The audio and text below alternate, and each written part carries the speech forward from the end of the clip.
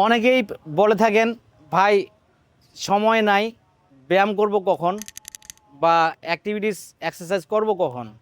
ভাই বিশ্বাস করবেন না, আপনার অ্যাক্টিভিটিস অ্যান্ড এক্সারসাইজ অর্থাৎ ব্যায়াম বা শরীরের মুভমেন্ট আপনার জন্য ফরজ কাজ, আপনাকে অবশ্যই করতে হবে। কারণ আমি এর আগেও বলেছি যে একটা মুভমেন্ট করা এক্সারসাইজ করা বডি হচ্ছে আপনার খরস্রোতা নদীর মতন পরিষ্কার পরিচ্ছন্ন, আর একটা হচ্ছে আপনার কি বলে ডোবার মতন, যেই বডি কোনো এক্সারসাইজ করে না, শুধুমাত্র খাওয়া দাওয়া করে বসে থেকে জীবনযাপন করে, তারা হচ্ছে ডোবার মতন প্রতিনিয়ত তার ভিতরে পচতেছে, রক্ত পানি সব দূষিত হচ্ছে। সেই ক্ষেত্রে আপনার এক্সারসাইজের বিকল্প নাই, আপনার বসে থাকেন অসুবিধা নাই, বসে থেকেই কাজ করেন। কিন্তু তাহলে আপনি কিভাবে সময় বের করবেন?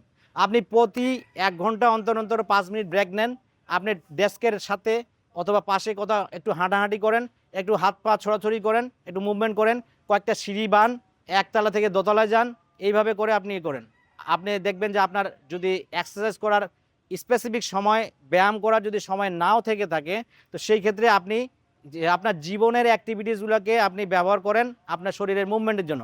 যেমন আপনি পানি খেতে যাবেন, পানিটা নিজেই নিয়ে ডাইনিং থেকে নিয়ে আসেন, নিজেই ফ্রিজটা খুলে আপনি জুসটা নিয়ে আসেন, এই পানি নিয়ে আসেন।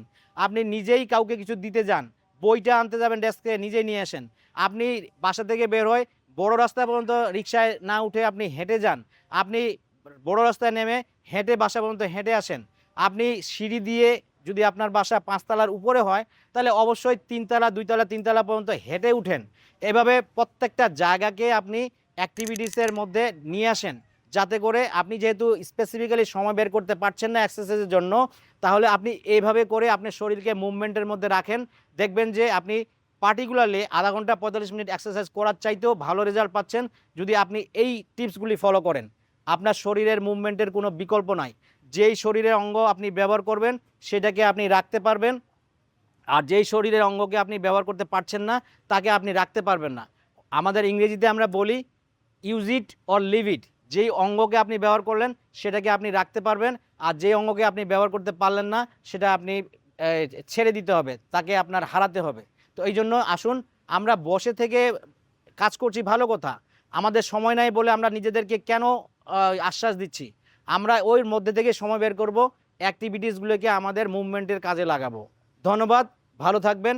যদি ভালো লেগে থাকে শেয়ার করবেন, লাইক দেবেন, আর যদি প্রশ্ন থাকে আমাদেরকে প্রশ্ন করবেন, আমরা উত্তর দেবো ইনশাআল্লাহ।